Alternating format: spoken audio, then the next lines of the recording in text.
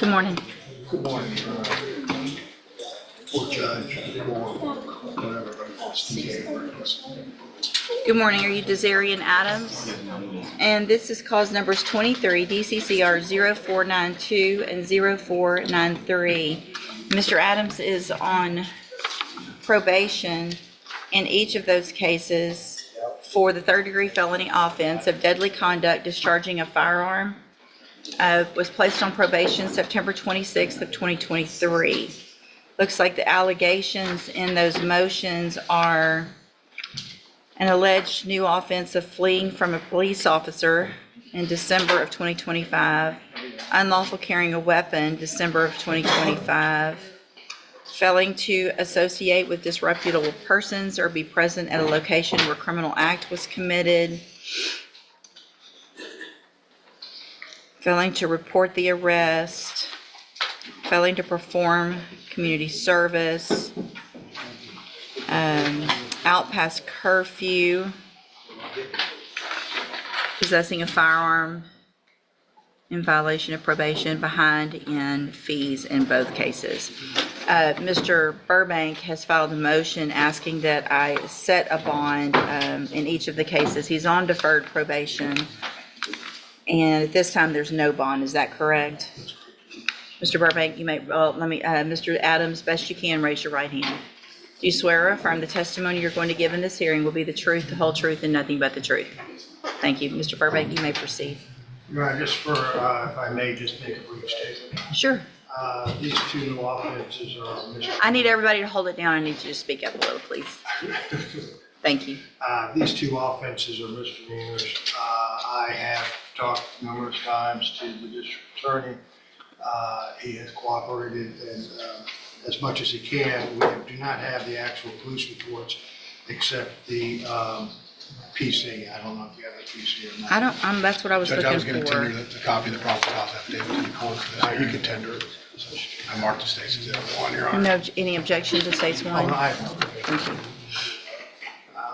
One of the things that we are lacking is the video of the scene because I read it as a defense attorney, and kind of have questions in reference to the charge itself. The firearms being in the back seat, there were other people in the car, and the firearms were next to them. No one claimed ownership, but basically because he was the operator of the car, he was arrested. I will also submit to you that he was probably the only one that was not intoxicated at the time, and as such, it was not his car, and he had to get home, and so he was the designated driver at the time. And so with that, Judge, the other thing too I want to point out is I've asked Mr. Adams, I believe that he has no write-ups in the jail since he's been incarcerated in reference to any disciplinary actions. And I would like to call Mr. Adams. Go ahead. For the name, for the record, state your name.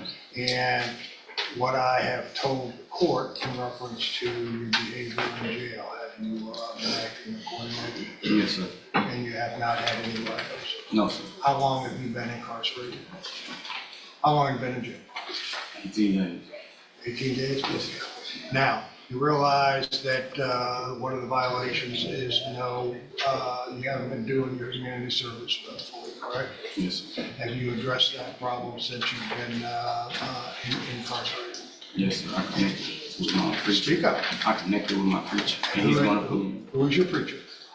Jeremy Williams. Okay, and he has a church on Washington Boulevard? Yes, sir. And he has advised or has told you and your family that he would make sure that you got on the right track and did what you needed to do, correct? Yes, sir. In addition, your mom's back here, correct? You may not have known that, but she's here, right? Yes, sir. You realize that you shouldn't have been where you were, correct? Yes, sir. And you shouldn't have been in a car with firearms, correct? Yes, sir. Though we do have affidavits from the people there claiming ownership, we haven't gotten to that point yet, have we? No, sir. They were not your firearms. No, sir. Okay. If the court was to consider to post a bond, do you have any problem living with your mom? No, sir. having a monitor on, or any other type of monitor to whether drugs or alcohol or anything like that, correct? No, sir. And abide and try to get back on track again. Yes, sir. You do not have any assets in reference to bank accounts or anything like that, correct? And though I am here, this money came from family members, correct? Yes, sir. You don't have anything to post, well, you have enough to post a reasonable bond, if one was set, correct? Yes, sir. I have nothing further to urge, unless you may have some questions in reference. Give me just a second. Thank you.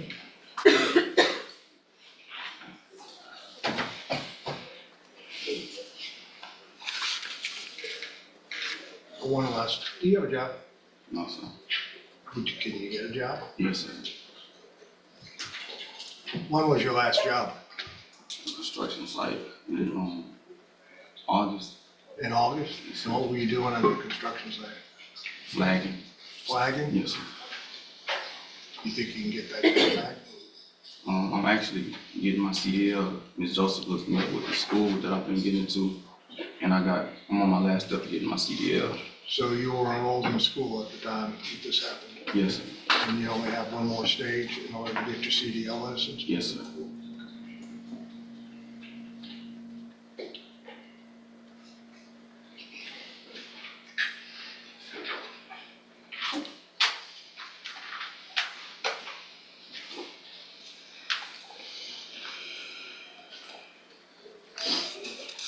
Mr. Nichols?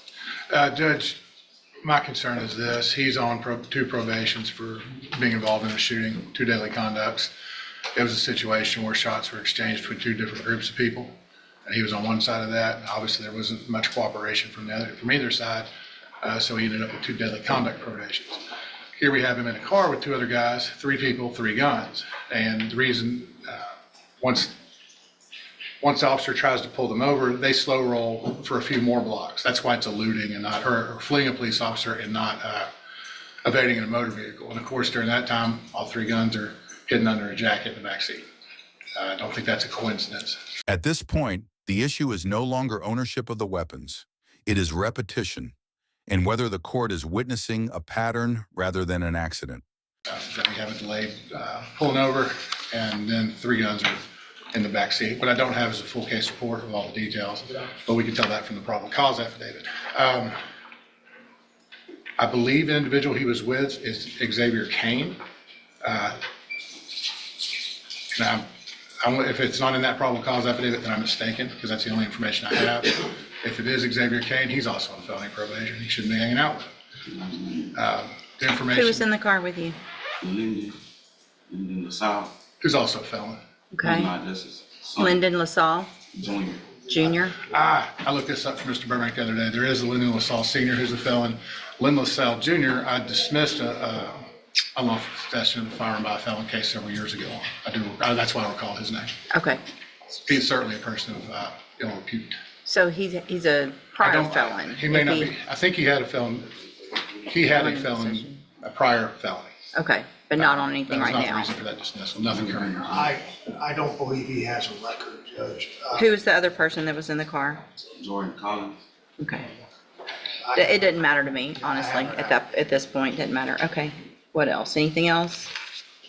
Just if the court's going to set a bond, I ask it to be a high enough bond to protect the community. This is his 3rd case involving firearms, Judge. Yeah, so Mr. Adams, the deadly conducts aren't just, it was a shootout between, it's just more of the same. He really was. Hang on, right now is probably not a good time for you to say anything, like Mr. Burbank. So the first case, or the 2 cases that you're on probation for, 2 people actually got shot. So you and whoever are shooting at each other, you admit it to the police officers that day. So there's no, I didn't do it. You admitted to it, you pled guilty to it, and 2 people got shot, whether it was your bullets or whoever else was shooting. Y'all were all shooting at each other because your grandma's car got shot up. So obviously y'all were getting shot at, y'all were shooting at people, and people who had nothing to do with it ended up getting shot. and you got deferred probation. I sent you to ISF, right? So you've already been to ISF so that you could get right, get the tools to make better decisions. And here you are out at 11:30 at night with 3 guns in the car, smelling like marijuana, cruising around doing what when you're supposed to be at home? With 3 guns in the car. We actually was leaving the party. I never was in the car. I just Should you have been at the party? I stayed past my birthday. Okay. So it's hard for me to believe when you're out at a party and you're on 2 felony probations for 2 people getting shot, that you just ended up in some car.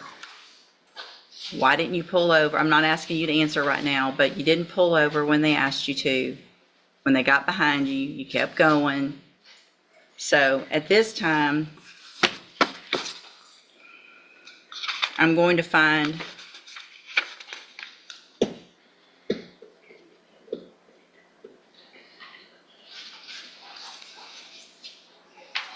all right, I'll grant the motions, but I'm setting the bonds in each of the cases at $200,000.